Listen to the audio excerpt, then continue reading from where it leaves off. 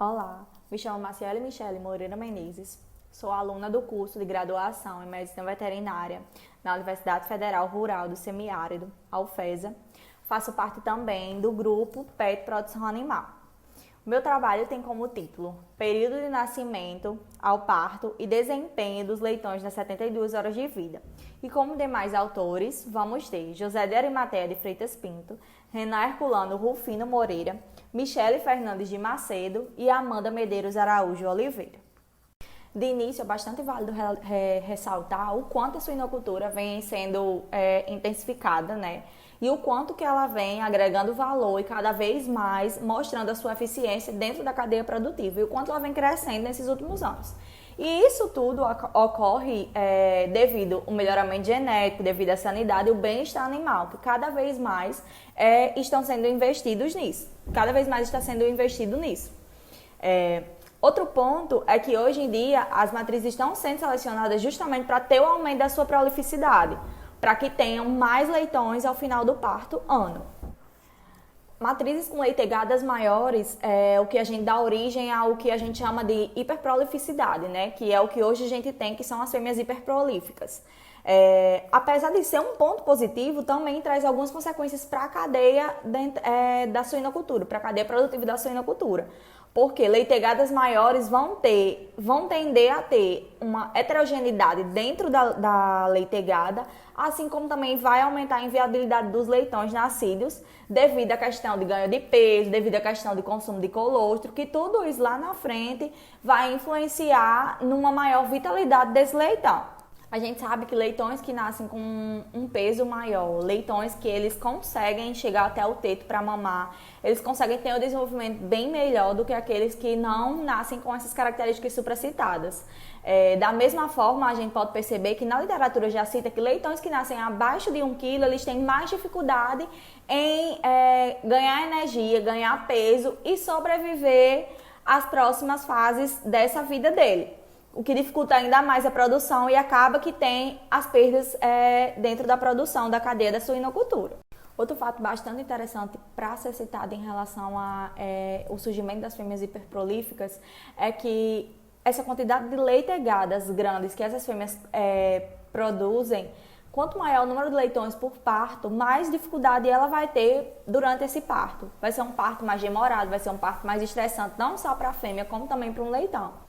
Além do estresse, como eu já citei, né, em relação a esses partos que duram mais, hoje na literatura já é possível, já existem estudos que comprovam que esses partos mais demorados também vão influenciar diretamente no aumento de natimortos, como cita Nan et al. 2022. Antes de eu explicar um pouco sobre como se deu a metodologia do trabalho, é bastante importante ressaltar que todos os procedimentos, né, que a gente submeteu nesse experimento, durante todo o experimento, foi executado seguindo todas as diretrizes da Comissão de Ética no Uso de Animais da Universidade Federal Rural do Semiárido, a UFESA. O trabalho em questão foi realizado em uma granja comercial que fica em São Gonçalo do Amarante, no Ceará. A gente trabalhou com 13 leitegadas, totalizando um número de 108 leitões lactantes, que foi o que a gente utilizou para fazer o nosso experimento. Todas as matrizes eram oriundas de linhagens hiperprolíficas e a gente trabalhou com matrizes do 3º ao 5º parto.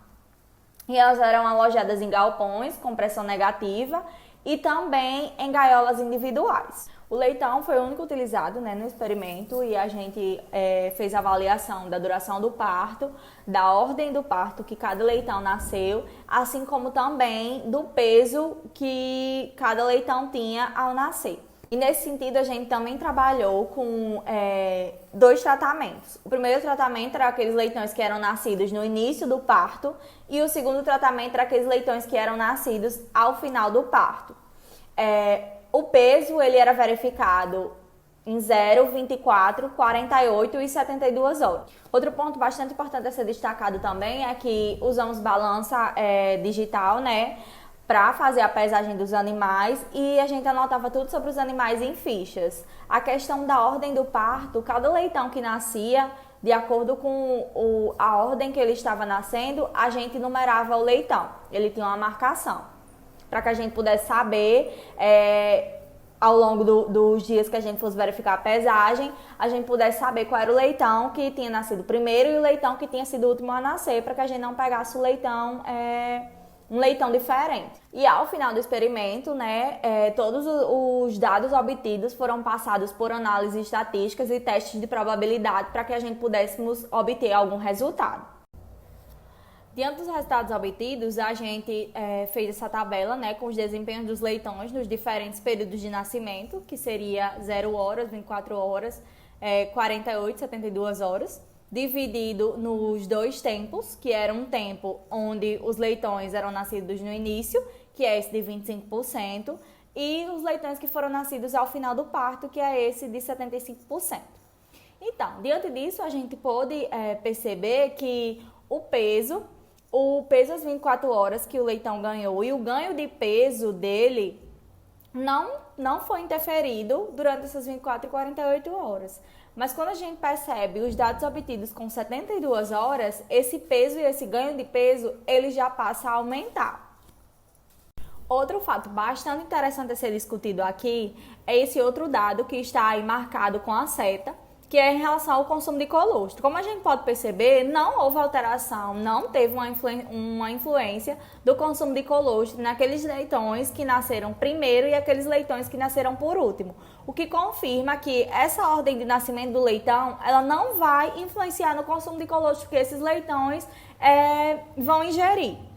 De forma que a literatura já cita que aqueles leitões que nascem primeiro e mamam primeiro, quando os últimos vêm nascer, esses que já mamaram no início do parto, eles já estão satisfeitos. Então, eles ficam menos ativos e aqueles leitões que nascem depois deles, eles garantem garantem menos disputa para que eles possam chegar ao teto e também possam consumir esse colostro, garantindo energia e também um melhor desenvolvimento. Outro ponto bastante válido a ser destacado é que talvez quando a gente pensa em mortalidade dos leitões, em questão de parto, seja a questão do peso que esse leitão nasce. Leitões que nascem mais leves, leitões que nascem com menos energia, eles tendem a ter mais dificuldade a chegar ao teto da mãe.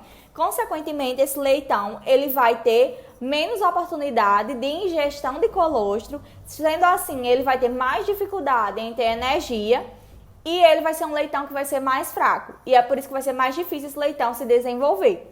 Então, na literatura, hoje a gente já percebe que realmente o consumo de colostro e o ganho de peso do leitão, o peso que ele nasce, influencia diretamente na sua vitalidade ao decorrer da sua vida. E é justamente por isso que a gente frisa na importância de um manejo adequado e uma atenção adequada nessa fase de lactação dos leitões, porque é uma fase bastante dependente, eles têm muita dependência e existem vários fatores que podem influenciar, como já foram citados aqui.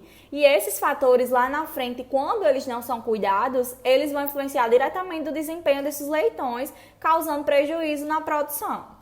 Dessa forma, portanto, a gente pode observar que o período de nascimento do leitão e a sua ordem de parto não vai influenciar negativamente no seu desempenho. Mas quando a gente olha para a questão da ingestão de colostro e do peso ao nascer, isso sim vai influenciar diretamente o desempenho do leitão no pós-parto. Aqui nos 2 slides posteriores vocês vão poder ver toda a bibliografia que foi citada aqui e tudo que eu usei para fazer a escrita do trabalho.